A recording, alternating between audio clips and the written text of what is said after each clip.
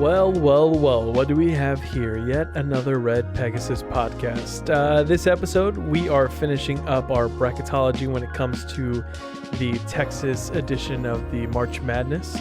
We're also talking about Fred's Downtown Philly, a quick food review. And also, remember that book that Darian kept teasing, the Be in Texas book? Well, he's finally read it, and we're going to get into that as well. All this and a lot more here coming up. Welcome to the Red Pegasus podcast. Now, here are your hosts, Martin Garcia and Darian Clark. Dang, bro, I see you throwing shade at me with reading. We all know I'm not a reader, so to do this, I gotta go out on a limb. Bro, we're just trying to keep you on track with your New Year's resolution. No, I appreciate it. I need that accountability. But yeah, to keep the record straight, I did not finish the book. I'm still reading it, and it will take a while for me to finish it. That's fine. But mainly because I'm taking notes as I'm reading it. Smart. So that we could talk about it here. Yeah. You know what I'm saying? Smart. Doing it for the people. Yeah. But anyway, we'll get into that also, later. the book is kind of thick. It is pretty thick. It's not like an easy read.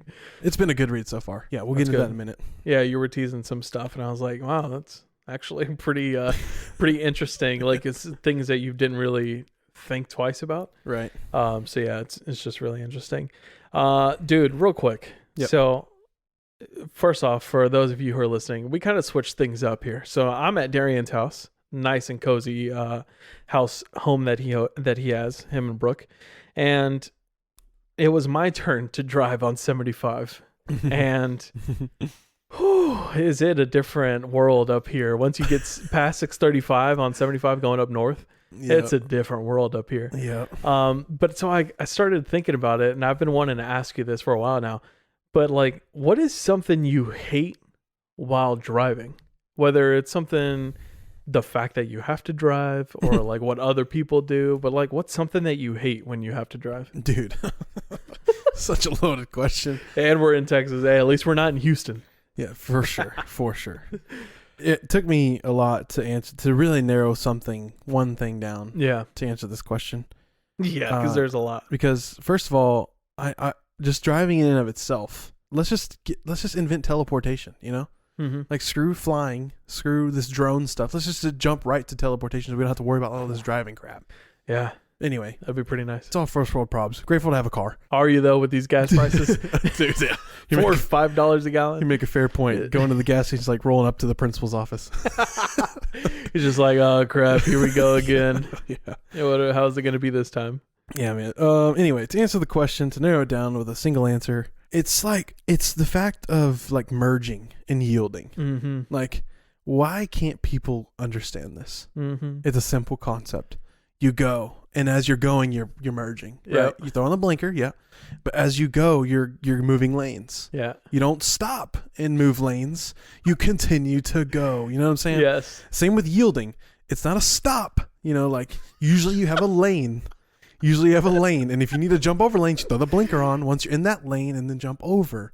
Yeah. So it's just those things, they kind of coexist, right? Merging, yielding, almost the same thing. Because usually when you're yielding, you're merging. Yeah. That's probably the number one cause of traffic too, is people just not knowing how to merge. Seriously, it's the worst. Yeah. That's for me, that's probably it. And people just getting scared. Oh gosh, we're coming up to next to another lane. Oh gosh, slow down. This car's going 100 and I'm only going 25. Yeah. I just keep going. Yeah. Throw your blinker on. I'll brake a little bit for you if you want to come over. Yeah. Don't get over and stop.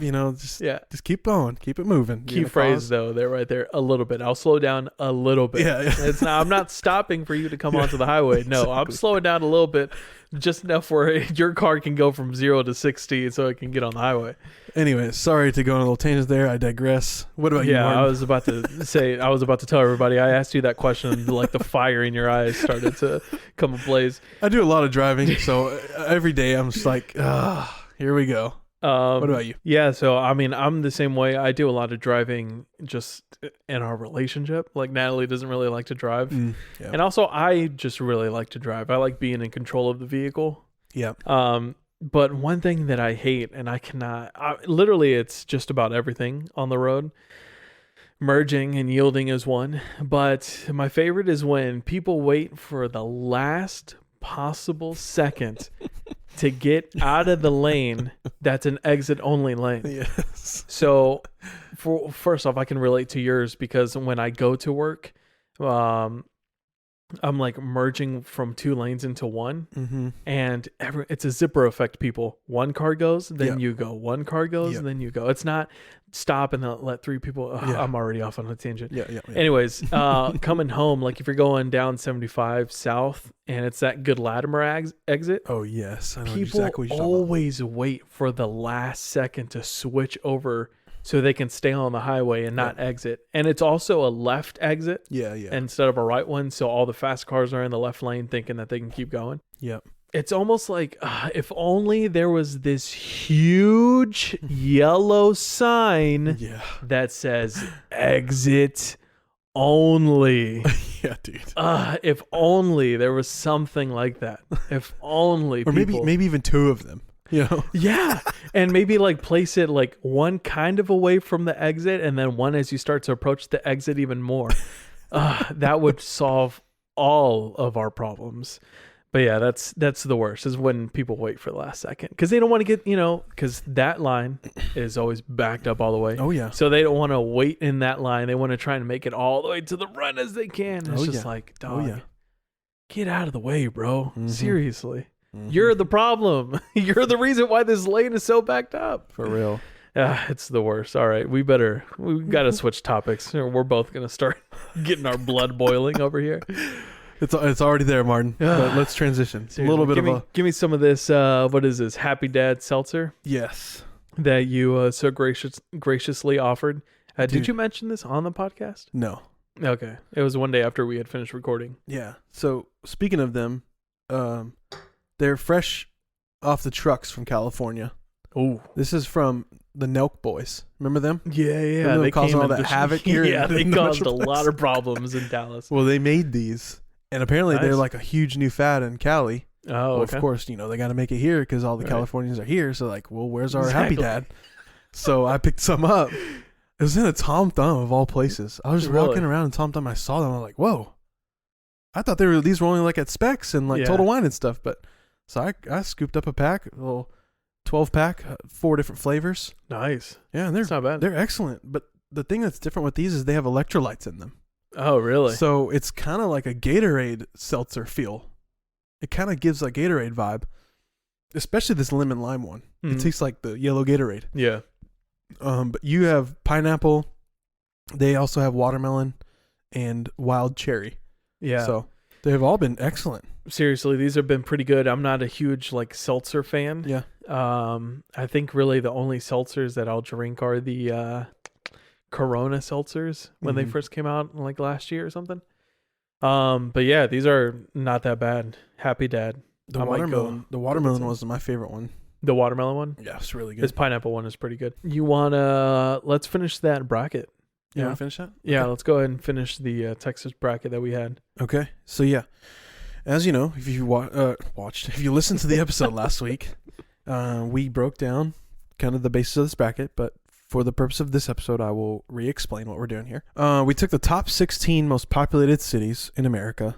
Or not in America, in Texas. America. We can care less about the dang country. And you'll see why later on. Yeah, right. In Texas. And put them in a bracket. So your 1 seed is playing 16 seed, 2 seed is playing 15 seed, so on and so forth. Well, we did the first round last week, and now we have an Elite 8. So the final 8 cities. Let me go through them real quick for you. The number 1 seed, Houston, will be facing off against the number 9 seed, Plano. The number 5 seed, Fort Worth, will be facing off against the number 4 seed, Austin. Number 3 seed, Dallas, will be facing off against number 6 seed, El Paso.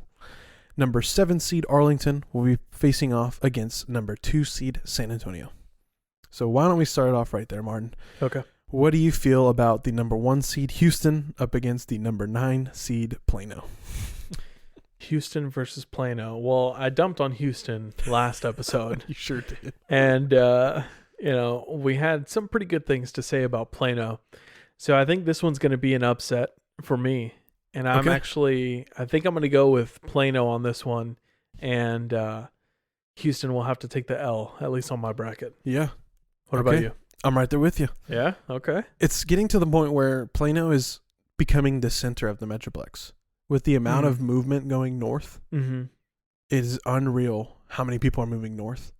Like, almost to the point where Dallas is, like, I mean, I know some people live south of Dallas, but nobody's really going further than, Red Oak, maybe? Yeah. Which, the same amount of distance from Dallas to Red Oak is about Dallas to Farmers Branch. Really? Roughly?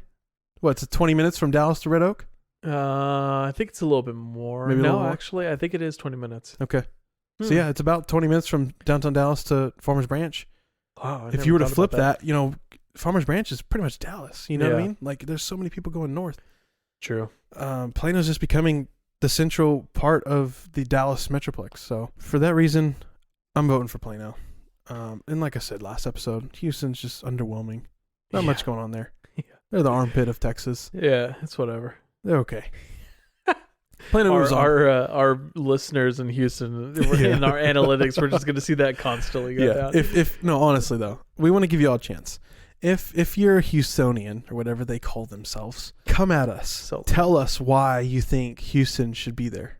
Don't give me their sports teams. All right, the Houston Asterisks, they only won because they cheated. And the only reason why the Houston Rockets have a couple ships under their belt is because those are the years Jordan left the league. And then y'all come in and win 2 ships. Jordan comes back and wins more. So don't even give me none of that. Don't give me the sports. So if you got something else other than, I don't know, I don't even know what, let us know. I'm genuinely here, ready to have a conversation and potentially even a debate about this. So let me know. All right, moving on. Coming at you hot, Houston. Damn, I'm picturing this game in my mind, right? And I'm just picturing Houston with like 30 points and Plano's coming out with like 98. It's just like, geez, just got demolished. All right, what's the next one? So Houston lost that one. Plano's making a run. Yeah. They upset Corpus Christi in the first round, and they just knocked off the number 1 seed Houston. All right. Next up on here in the Elite Eight is number 5 seed Fort Worth against number 4 seed Austin. Ooh, this is tough. This is pretty tough. All right. So we've got Houston. Wait, no, Houston's still in my mind. They're gone. I was upset about that. Upset. So you have Fort Worth and you have Austin. Honestly, I'm gonna have to go with Austin on this one. I just feel like there's more to do. There's a little bit more culture there, maybe, than Fort Worth does. At least maybe a little bit more diverse culture. Yeah. As maybe one could argue. And honestly, it's just the floats, man, the river. I love floating down the river. Yeah. I can only see the stockyard so many times. I'm torn. Oh. I'm literally thinking in my head right now. Like, my head is literally going, Fort Worth, but Austin, but Fort Worth. Like, I'm just like fighting back and forth. Yeah. This could be the championship matchup. This is how close this is for me. But I think I'm with you. I'm going to go Austin. On the narrow upset. There's some pretentious people there, man. That's the only thing that really takes me away from them. They're weird. They're pretentious, but they're weird. But man, they are weird, right? They say that. Yeah, they are weird. So I'm not judging them. But you got South by Southwest. I know. You have ACL. Yeah, just what the city brings and what the city has. It's just you can't compare. Yeah. Fort Worth is awesome. It has exceptional history. It has amazing people. The culture is incredible, but yeah, Austin just offers way too much to the table. Like, you can have so much fun there. I just realized they also have 1883. Fort Worth does? Yeah. Yeah, they do. Your show. I totally forgot about that. That was one reason why they were leaning in my mind.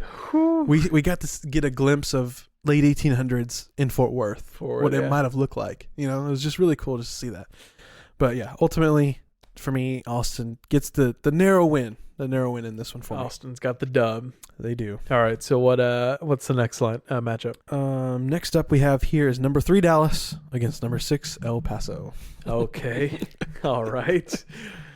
Let's see. What do you already have one? I do. Yeah. All right. You want me to just go for it? We give a lot of love to El Paso in the last episode. I technically have never been there. I've seen many beautiful, glorious pictures. Like we mentioned, Khalid is from the area, So shout out to him. But yeah, I'm not gonna put him over Dallas. So Dallas gets the nod for me, and it's not hard at all. Yeah, I think this is going to be a little easy here as well. Yeah. I think I'm going to go with Dallas. El Paso was fun, but I'm going to have to go with Dallas. Yep. All right, on to the next. Next up here, we have number 7 Arlington against number 2 San Antonio. I think I'm going to go San Antonio. Okay. I think so. All righty. I think because of the Alamo. We Yeah. just kind of got into that. Yeah. It was tough. I'm going San Antonio as well. Ooh, So we will not have a okay. tiebreaker here. Arlington is great, but only for so long. You know, Yeah. you can't spend a weekend there. You can spend a day there easy. Mhm. I guess you could spend a weekend there, but you know, you're still limited. True. San Antonio is a destination. You know, you got the Riverwalk. That's awesome in and of itself. Mhm. So much nightlife there. Of course, like we mentioned, you got the Alamo, which is fantastic in and of itself. The Alamo. They got so much good stuff there, man. So, and the people Yeah. are awesome, just like they are in Arlington. But there's more people in San Antonio, and Yeah. for that reason, much love to you. I'm going for San Antonio here as well to All move right. on. Nice. So, Martin, So that far, so sets up good. that sets up our final 4. Ooh. You want me to go over it? Wow, already. Okay, yeah. It's Houston. It's not Houston. It's the number 9 seed Plano against the number 4 seed Austin, Okay. and the number 3 seed Dallas against the number 2 seed San Antonio. Oof. This is tough. Yeah. So you want to start with Plano, Austin? Yeah. As much as I love Plano, just being up the street from where I live, I think I'm still going to go Austin on this one. Yeah. I just think it's just what it has to offer. It might be weird, might not be the best place to drive around to, you know, scenic wise, but it's the state capital. Yep. I mean, what else you gonna do? Yep. So I'm gonna go with Austin. I'm with you. I'm going Austin too. Wow. Okay, I thought Yeah. you were gonna go Plano. No, I mean, you can only do it so far, right? Yeah. For the purpose of this bracket, Texas cities in general, I'm going to go with the state capital of Texas, the home of Matthew McConaughey, yeah. There you go. home of Lake Travis, home of the new MLS team, Austin FC. That's true. Yeah. They got a new MLS I team down totally there. forgot about that. Where did they play their stadium? It's just north of Austin, I think. It's not like a newly built stadium. It right? is. Oh, it was a newly Yeah, built yeah. stadium. Oh wow, It's nice too. Oh, no wonder it's so expensive to live down there. Yeah, Property taxes just went up to build that stadium. for real. So, Plano gets knocked off by the state capital, Austin. Austin Mhm. moves on to the championship. All right, other Final Four matchup. Number 3, Dallas against number 2, San Antonio. Okay. So we have the Alamo, we have the Boardwalk, we have Six Flags Fiesta, or what is it called? Yeah, that's right. Fiesta, Texas. Yeah, Fiesta, Texas. You got Dallas, SeaWorld too, you've now that I got- think about it. You're what? Yeah, SeaWorld's down Oh, there. yeah, SeaWorld. Oh, so then maybe, yeah, I have been to San Antonio then. Okay. When I was like 8 years old. Right, So I yeah. hardly remember that. Yeah. Yeah, all right. I lied to you last episode. There's going to be some bias in this one. I think I'm going to go with Dallas on this one. Oh, okay. Yeah, All I right. think so. I like it. This is hard. It's like the Austin Fort Worth one for me. Yeah. Just balancing modern age Dallas, you know, because they're thriving now that they're an established city. Yeah. But San Antonio has the history, you know, that like Mhm. makes me want to put it over it.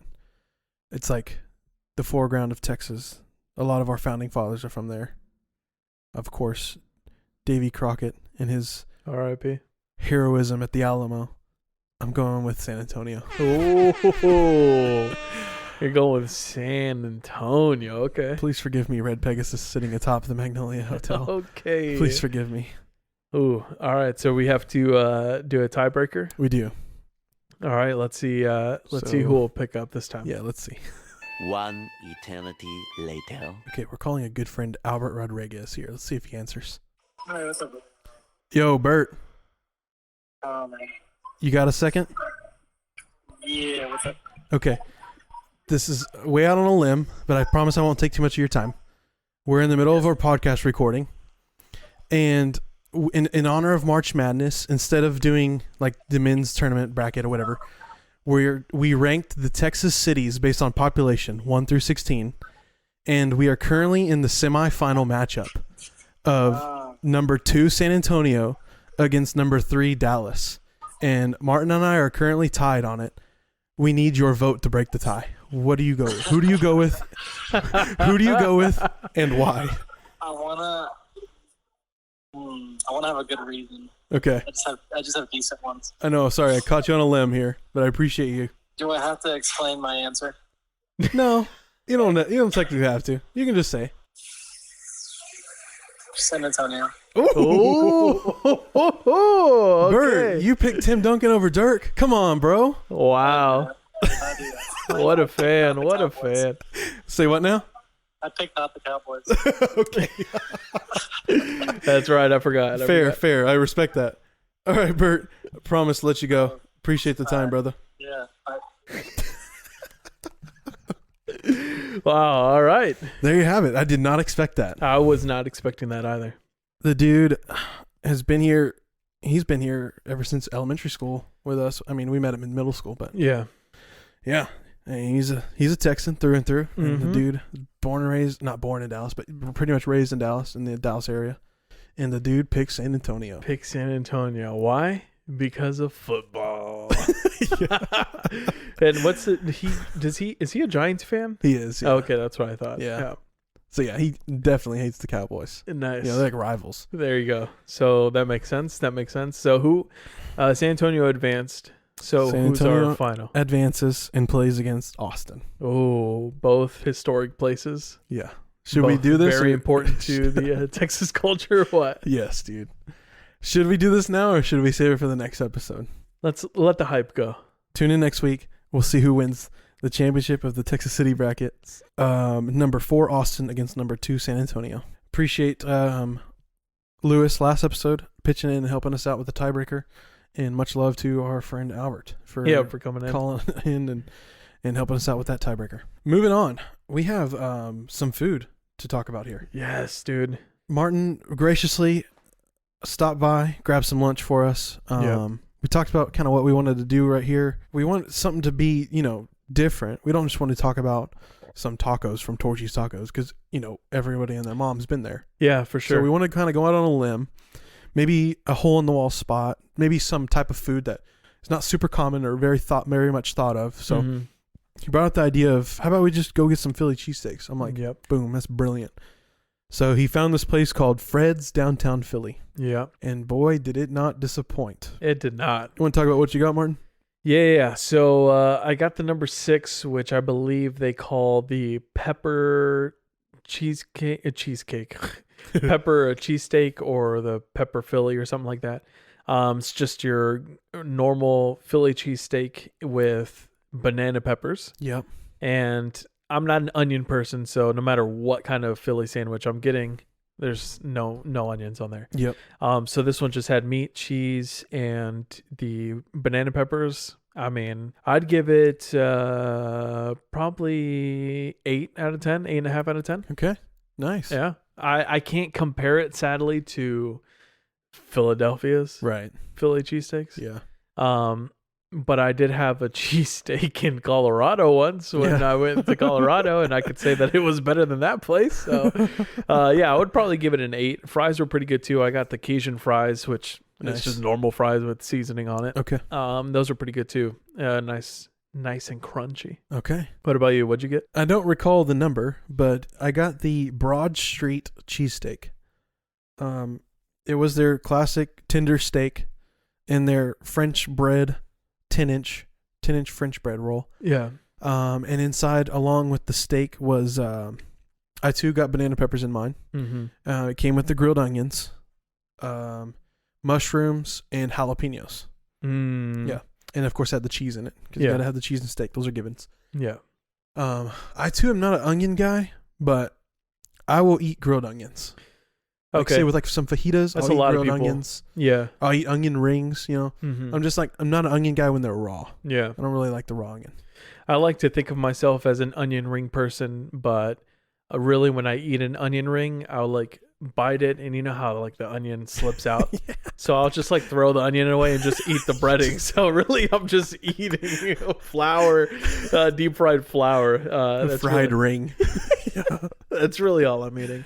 Yeah, I actually wanted to go with yours because I wanted jalapenos too. I just forgot to mention it. Yeah. But yeah, I was gonna go with that, and then I realized I could just get the sandwich and just add the jalapenos, and forgot to add them. Yeah. Overall, pretty good place. They have one over here around the Plano area. They have one in Louisville. They have one, I believe, in Lower Greenville. I'm not too sure, but if you Google it, they have like 3 or 4 locations. Yeah, they have them pretty spread out across the Metroplex. Yeah. And it's pretty much a true hole in the wall, right? I mean, when you went in, it was like super small, casual dining kind of deal. Yeah, super small. There's probably like 5 tables there. And it kind of reminded me of Joe's Pizza. You know how Joe's, they have like the mural of New York City. Oh, yep. And like a whole bunch of sports stuff related to New York. Okay. That was kind of how this place was too. I don't, me being the huge sports guy that everyone knows, I couldn't tell who was on the wall, like if they were from Philly or if they're just random ass athletes. I got you. But yeah, so pretty good place. I would definitely check it out if you're in the mood for Philly cheesesteaks. Cool. For sure. It's probably just that feel that people want, like whenever they're walking around the city in the Northeast. Yeah. They walk into this place and it just takes them back to their kind of deal, probably. Yeah. Because that's how Joe's is. It's like they want it to look like you are in the city, you know, fully delved into their culture and in their food with like the murals and the sports figures and all this stuff. Yeah. Yeah. Very Northeastern like culture within their restaurants. I'd give it a 9 out of 10. It was really good to me. Nice. I really enjoyed it. The bread was 9 out of 10. Super fresh, soft. The steak was perfect. The amount of cheese they put in there was perfect with it. And then the toppings I had in it, there's just a little cherry on top. It was pretty good. And that large one was pretty big too. Yeah. So you can get a small or large 6-inch or 10-inch. Yeah, 6 or 10-inch. And then I got some sweet potato fries with mine, which were perfect. Nice. They were like that crinkle cut fry shape, but they were sweet potato. Yours were crinkle. Mine weren't. Okay, yeah. Mine were just regular old fries. Yeah, Cajun we will fries. say one of the downsides to this was it was greasy. Greasy. Dude, when Martin pulled that bag out of his car, I was I'm like, about yo, to sue Fred, bro. is there a drink in there? And did you spill the drink in the bag? No, that's the grease dipping out, which a lot of people love that stuff. That's a lot of true. people like, give me all the grease. Yeah. I'm like, yeah, I'll take some grease because you know it's fresh and it's good stuff. But at the same time, I'm like, that's a little too much. It's like I'm pushing 30, bro. I got to watch my health. Yeah. I don't need all that grease. Yeah. Slow down. We definitely had to tap it up with a napkin. yeah, the butt end of the sub or the hoagie or whatever you want to call it. Yes. But yeah, overall, pretty good place. If you can find a Fred's downtown Philly, and if, like I said, if you're ever in the mood for a Philly cheesesteak, that's definitely a spot to go to. Yes, it's good stuff. Oh, show. Have you ever gone to Texadelphia? Yeah. Have you ever gone there? Yeah. What do you compare it to that place? I've never been, so I don't know. Texadelphia is good, but Fred's was more fresh. Okay. Texadelphia, I remember it being not as greasy and their bread wasn't as soft. Yeah. So that alone probably just told me it wasn't as fresh, but it's still good.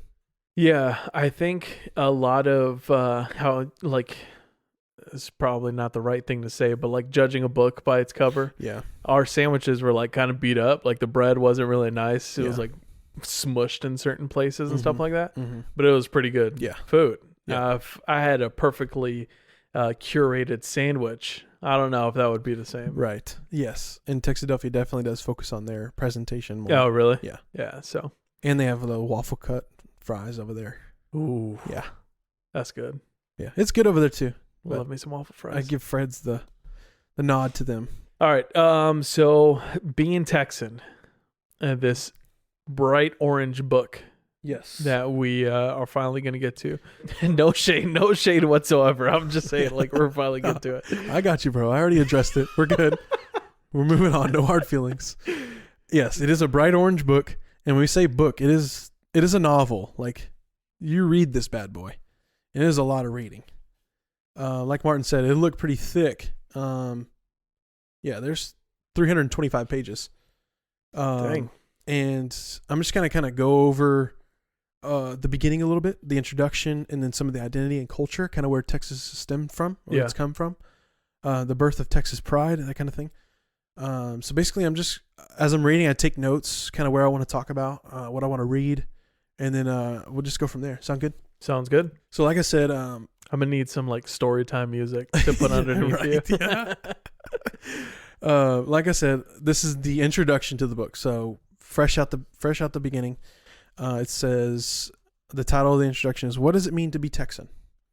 And this specific part of the book is by Dan Goodgame, which I believe is the editor of Texas Monthly. Being Texan means taking risks and building things. My Texan friend of longest standing, Bo Baskin, grew up in Midland in West Texas and founded a boutique private equity firm in Austin. Bo studied and worked for a time on the East Coast, and he observes that when someone from there meets someone new, what he or she first wants to know is, where'd you go to college? Someone from the Deep South perhaps wants to know, who are you people? Someone from Texas asks, how can me and you partner up and make some money? To be sure, commercial and social hierarchies shape the lives of Texas cities, but I found them more often open to newcomers than in any of the dozen cities where I've lived in the United States and abroad. Wow. I thought that's pretty good insight. Yeah, that's pretty good insight. And as he's saying it, as I'm reading, I'm like, man, that's a really good point. You know, like social and commercial hierarchies really shape Texas cities. Mm-hmm. Business has shaped Texas cities and continues to do so. You see businesses from all over the country moving here. Yeah. And all their dozens of people, dozens of thousands and hundreds of thousands of people. Yeah. You know? And it's like, yeah, he said that perfectly. And then also but beyond that, he found them to be more open to newcomers than any of the other places he's ever lived in the United States and abroad. Yeah. Which also is like an excellent point. Mm-hmm. Because it's That's true. Southern hospitality. Yeah. That's really should be Texan hospitality. Yes. Agreed. All right, how about this one? It really stuck out to me. Most Texans expected to be annexed as well, but the Republic of Texas turned out to be not just a transitional entity, but something like a real country. It lasted just shy of 10 years, from 1836 to 1845. It was eventually recognized by other nations, like the U.S. itself, France, England, and the Netherlands. It had a flag, an official state seal, a navy, a Supreme Court, and even a postal system. But although the country was so immense and so broke, it paid its mail carriers in land instead of money. I would definitely like to be paid in land, at Yeah, least for a right. little bit. Right? Especially at the beginning, you can just handpick, I want this spot right here. But as you were reading that, the first thing that came to mind is I love seeing these, I don't know if they're necessarily memes, but when people like post a picture of the map of the U.S. and they'll ask like a foreigner to fill out the states, and they always put Texas at the bottom. They always make Texas bigger than it actually is. And it's like, well, I mean, the book said it right there. Yeah. You know, it was its own country for a while. It was Yeah. recognized by many other countries outside the U.S. So it's just I put those two things together, and I just thought it was pretty funny. Yeah. To know that they had a Supreme Court and a Navy is pretty cool. Seriously. I mean, it was almost 10 years as a country, which is pretty amazing in and of itself. Other states to be countries before were Vermont. They were a country for nearly 14 years. Oh, wow. California was a country for 25 days. Oof. And Hawaii was a country before it was annexed to the U.S. So it's pretty cool. Only 4 states were countries before they were a part of the U.S. Oh, wow. Moving on here. Another point within the identity and culture chapter of the Being Texan book by Texas Monthly. The annexation of Texas. Hang on. Before I start, let me preface this. Not everything is rainbows and daisies in Texas. You know, Oh, yeah. you got, as part of history, there's always deep and dark areas of history because, you know, you have to go through some sort of trial, tribulation, adversity to become the great one you are today, you know? Exactly. So I just need to preface that and say, look, Texas is not perfect, especially back then. Yeah. And here's a great example of why it's not. You learn from your mistakes. Exactly. The annexation of Texas led to war between the U.S. and Mexico, which led to the acquisition by the states of vast new territories, which superheated the bitter debate over the expansion of slavery. The result was the Civil War, in which Texas seceded from the Union that had grudgingly welcomed it, just as it had once seceded from the Mexican nation. In a sense, it also seceded from the defeated South. Texas worked hard to think of itself as its own thing. It had no use for the reveries of the lost cause when it still had a western frontier to be exploited and Indian resistance to be crushed. That's some of the bad. Yeah. That's some of the bad. There's some deep darkness in there, man. Yeah. The fact that they not only seceded from the Union to start the Civil War, essentially, but as soon as they lost as part of the South in the Civil War, they seceded from the South. They were like, yeah, we ain't a part of you guys. Bro, we are our own entity. Screw all y'all and y'all's things. We're going to keep doing slavery on our own way and our own terms. Yeah. It's just, it's rough. And then not only that, like, as they're seceding, they're like, we're going to go test out the West. We're going to go check out the West, and we're going to go claim that while we can. And in the middle of that, we're going to be tearing down Indian reservations and tribes and everything in the process. Which, if you read anything about the Texas Rangers, like not the baseball team, the actual Texas Rangers, that's some deep dark stories of them taking out some Indians. Yeah, I saw. I was actually reading something earlier today about being like a Texas Ranger fighting against like raids from the local Native American tribes. And I was just like, wow, you forget that sometimes that actually happened. Yeah. And disappointed to hear about it. And I think because of those trials, tribulations, adversities that Texas has experienced and witnessed now, I mean, we're better because of it. You know, It's one of the most attractive places to be in the country now. It is. And had we not had those experiences, maybe it wouldn't be that way. Maybe we'd be like a California or something. Maybe. Never. You can only be one in California. I will say some things have still never changed. We think we're bigger and badder than everybody else in the country. Yeah. That still hasn't changed. Yeah, no, it has not. Yeah, the fact that we have like a Texas history course ingrained into our education, like we have to take a whole year of it. Yeah. Just every time I talk to people from other states, that blows their mind. They're like, we don't even have enough history in our state to talk about in a semester. You know, it's like, bro, we grew corn and then we became a state. I don't know how that even happened, but does it even matter? Right, dude. No one like it. Gotta love it. And we'll definitely go deeper into this Being Texan book. I saw on the front there's some recipes also. Yeah. So we might even pull some recipes that we find. It touches on all kinds of things, man. Essays, recipes, advice, people, places. Yeah. It touches on all kinds of things. It's written by all the editors over at Texas Monthly. All right. So my laptop is at 19%. We should probably wrap this up. Yep. So you want to do Suggs and Rex, and then we'll head on out? Let's do it. Yeah. All right. So I wanted to suggest this one show that Natalie and I actually just finished watching. Okay. Inventing Anna. Do you know anything about this show? Yes, I know very little. Okay. I've watched the little trailer because, you know, when you go on Netflix, it starts playing something automatically. So I've watched it because Netflix forced me to watch the trailer. Anyways, I want to eventually watch it because it has Julia Garner, one of my favorite recent actors. Yeah.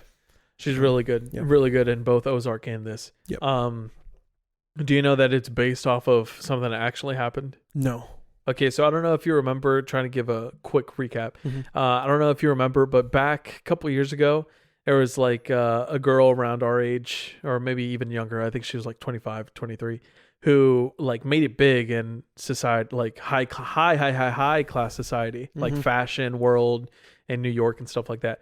Infiltrated that society from literally nothing and just conned everybody. And they were calling her the fake German heiress or the fake German princess or something like that. Okay. Because she kept saying like, oh, my daddy is rich and he's going to give me all of his money. And so, it just follows her, it follows the journalist who wrote about her and her like whole process of how she came to writing the article about her. Oh, that's cool. Yeah, and it's really cool. You see everybody that she's met and like conned, and it's just crazy the lifestyle that she had. So it's not a docuseries. Not necessarily a docuseries, and like the beginning of each episode when they do like their quick little clip, they have like a text on the screen that always says like, everything in this show is based on a true story except for the parts that we totally made up. But it's a pretty good show. I know people were not liking it because the Garner chick. Yeah.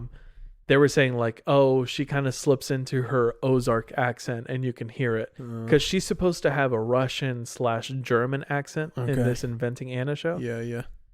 I kind of heard it in the first episode, but when I realized they said it, and she was like, oh, she's a German heiress, like she's from Germany. After that moment, I was like, okay, I can no longer hear Ruth. I just hear like this foreign accent. Okay. Overall, really good show. Yeah. Very suspenseful. You always think you know what's coming up, and you don't. It's one of those. Yeah. It's pretty good. Yeah. I think we'll definitely check that out soon. We've been wanting to, just haven't gotten around to it. Plus, there's just so much TV right now. Like, you don't want to watch too many things at once. Yeah. You got to finish something and move on to something else. So that'd probably be something we move on to here in a few. I too have a Netflix show to recommend here. Okay. It's called Love is Blind. Oh, love me some Love is Blind. Yes. You've seen it? Yes, I've seen it. I love it. Have you seen this whole second season too? Yeah, we just finished seeing the second season. Did you watch the tell-all? Did you watch the reunion show? Oh, dude, so good. My drama, bro. I'm telling you, this is why I love me some drama. Yeah, that was cringy. Woo. Yeah, it was pretty weird. Man. Cringy is the perfect word to describe that episode. Let me kind of preface it here. So it's now the second season of Love is Blind. And literally and I say literally, I'm meaning literally, not figuratively. There's only blind people on the show. I'm just playing. I'm just playing. They literally start off their relationship blind. Like, you cannot see the other person. So they're meeting individuals in these pods, and they're just getting to know them, talking to them, maybe developing some kind of click within their relationship, so where they can eventually start dating in those pods. Mm-hmm. And they have to go all the way until asking them to marry them in those pods. And the very first time they ever see them is if they say yes at that engagement. And then they'll go and meet each other in person for the first time, put a ring on the finger, and then here they go. They carry on. So release into the real world. It's literally the opposite thing of Bachelor and Bachelorette, right? Yeah. Like that's just like, oh, who is the sexiest person? I'm going to go get that sexy person. No, it's finding out who they are inside as a person. So I appreciated the experiment and this process a lot more than these other crappy reality TV shows. Yeah. This is all about looks and gaining a status and promoting yourself and whoever you are, whatever you're doing, because there's always that fake part of those experiments. And then it goes throughout this season, and it shows them on their honeymoon stage, and it shows them how they live together, very fresh in their engagement process. And then what is it, like 2 weeks later, they're saying they're getting married. Yeah. So it's like quick. I think process. I think it's a month process. It's 2 weeks in the pods and then 2 weeks in real life. Okay. So yeah. And then they get up to their wedding platform, and they have to say I do or not. Yes. And it is suspense, man. It is so suspenseful. And everyone's like waiting. Okay, I think this couple's gonna say I do not. I think this couple's gonna say I do. And you're just like guessing and waiting and guessing, and you're like, oh my gosh. And the wedding day comes, and all this drama happens, and oh man, it's brutal. It's a good watch as far as reality TV goes. And I'm kind of ashamed to say that I watch it, but I watch it. It is what it is. It's good, man. It's a good show. It ended up being good, and I won't spoil anything, so I'll just let you go watch it. But there's some good news at the end, and there's some bad news at the end. So and try and avoid the social medias as you're watching it. Yeah, because one thing did you watch the first season? Yep. Oh, okay. So one thing I think I did with the first season was I started stalking a lot of the contestants and seeing where they were. Mm-hmm. And Natalie had said that they did this last year too, or last season, but I guess they tell them not to post anything from when they get married to the end of the season. Yeah. So that way you can't spoil it. Yeah. For people who like me who want to go see if they're still together or not. Mm-hmm. So, oh man, that's such a good show. Yeah. That was pretty good. That was a good one. Pretty darn good. All right. Look, I'm seriously, my laptop's about to die, so we need to get this going. Follow us on socials at Red Pegasus Pod. Podcasts, literally anywhere you listen to podcasts and more. Follow us on Facebook as well. Still working on some of these interviewing guests. We have merch still available. It is. Gosh, I don't even know. What else? Am I missing something? Subscribe, rate, and review. Those always help. Yes, definitely. Download anywhere you listen. That always helps. Yes. We'll take cash. You can give us some money. Just kidding. Take cash, bro. Hey, I got Venmo. You can Venmo me, Cash App. I even got the Square, bro. You don't have cash on hand? Swipe the card. Yeah. Swipe the card. I'm just kidding. We're just a bunch of independent local dudes doing some good for the DFW area. Yes. But yes. I think that'll conclude it, Martin. You good? Anything else? Yeah, actually, did you hear that DFW metro area is going to be the country's third largest within the next 10 years, surpassing Chicago? You got to be kidding me. I'm getting out of here. The world's ending.